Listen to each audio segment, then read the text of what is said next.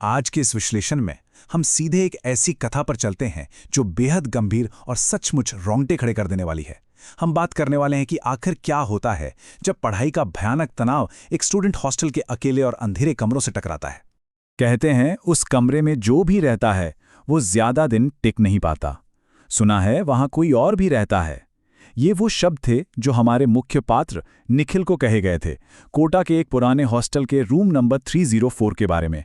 हालांकि शुरुआत में उसने इसे सिर्फ परीक्षा के तनाव का वहम मानकर पूरी तरह टाल दिया था।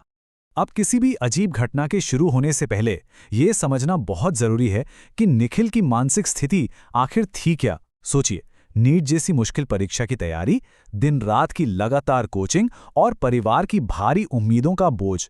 ऊपर से पिछले 2 महीने से वो बिल्कुल अकेला रह रहा था। मतलब तनाव पहले से ही अपनी चरम सीमा पर था।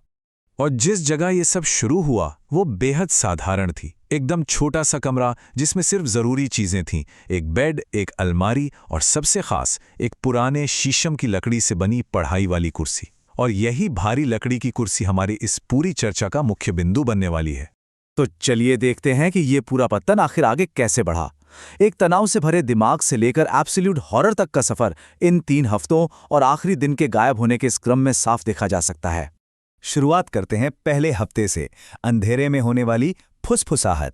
रात के लगभग 3 बज रहे होते थे। निखिल जब लाइट बंद करके बेड पर जाता तो अचानक गर्दन पर एक ठंडी हवा महसूस होती और फिर अंधेरे में एक आवाज गूंजती, सर्र सर्र, बिल्कुल ऐसे जैसे कोई उस पुरानी भारी कुर्सी को धीरे धीरे फर्श पर खींच रहा हो। शुरुआत में तो आसानी से इसे नींद और थकान का भ्रम मान लिया गया। यहां ध्यान देने वाली बात है अंधेरे और रोशनी के बीच का वो डरावना अंतर।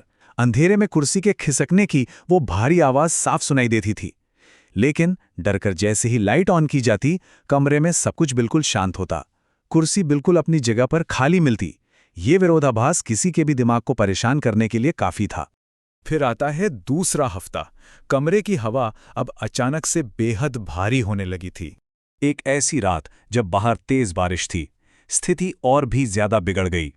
दीवार की तरफ चेहरा करके सोते वक्त अचानक कमरे की हवा एकदम दम घोटने वाली हो गई और फिर सन्नाटे को तोड़ती हुई एक आवाज आई, क्रीक। ये आवाज इस बात का साफ इशारा थी कि कोई ठीक उसके पीछे आकर कुर्सी पर बैठ गया है। हिम्मत जुटाकर पीछे मुड़ने पर अंधेरे में एक काली धुंधली सी परछाई नजर आती है। वो परछाई ठीक उस पुरानी कुर्सी पर बैठी थी और टेबल की तरफ आगे झुकी हुई थी, बिल्कुल उसी तरह जैसे एक परेशान स्टूडेंट पूरे ध्यान के साथ पढ़ाई कर रहा हो। पूरी तरह से खौफ में आकर कांपते हाथों से तुरंत स्विच दबाया गया। ठीक, स्विच दबते ही रोशनी हुई और वो काली परछाई एक ही पल में वहां से गायब हो गई। लेकिन असली दर्द तब शुरू हुआ जब रोशनी होने के बाद उस खाली कुर्सी को देखा गया। परछाई जा चुकी थी, पर वो भारी कुर्सी अभी भी आगे पीछे धीरे धीरे हिल रही थी। इसका हिलना साफ दर्शाता था कि जैसे कोई अभी अभी उस पर से उठकर गया हो। अब ये स्पष्ट था कि ये सिर्फ एक भ्रम नहीं था। तीसरा हफ्ता, शीशे में दिखने वाला आक्स। यहां तक आते आते सच्चाई पर से हर तरह का नियंत्रण छूट चुका था। रात के करीब 2:45 का वक्त रहा होगा। लगातार जागने और डर की वजह से बुरी तरह थक चुका निखिल आराम करने के लिए अपना सर मेज पर रखता है और छोटी सी टेबल मिरर में देखता है।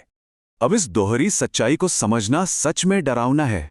असलियत में पीछे मुड़कर देखने पर पुरानी लकड़ी की कुर्सी पूरी तरह खाली थी, पर आईने में कुर्सी पर एक लड़का बैठा था। एक ऐसा लड़का जिसके चेहरे पर काली आंखें थीं जिनमें कोई पुतलियां नहीं थी। पर क्लाइमैक्स तो अभी आना था। आईने के अंदर बैठा वो हमशक्ल मुस्कुराता है, फिर वही अक्स आईने वाली कुर्सी से उठकर खड़ा होता है और आगे बढ़ने लगता है। डर इस कदर था कि आवाज गले में ही फंस कर रह गई और निखिल वहीं बेहोश होकर गिर पड़ा।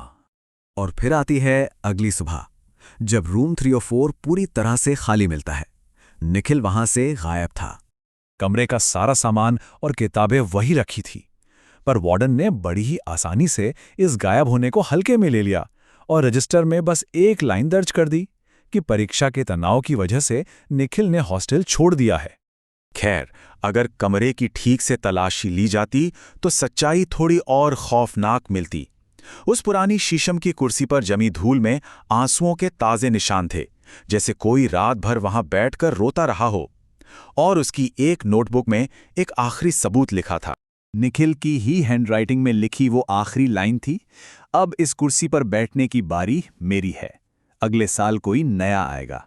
ये शब्द साफ बयां करते हैं कि उस खौफनाक तनाव ने उसको उसी कमरे की एक परमानेंट परछाई बना दिया था, जो आखिर में अपने पीछे एक बेहद डरावना सवाल छोड़ जाता है। क्या हॉस्टल के वो तनाव से भरे कमरे कभी सच में खाली होते हैं, या फिर जिनकी उम्मीदें वहां टूट जाती हैं वो बस अंधेरे में छुपकर किसी नए शिकार के आने का इंतजार करते हैं? ये था हमारा आज का विश्लेषण। खुद तय कीजिए कि असली डर क्या है।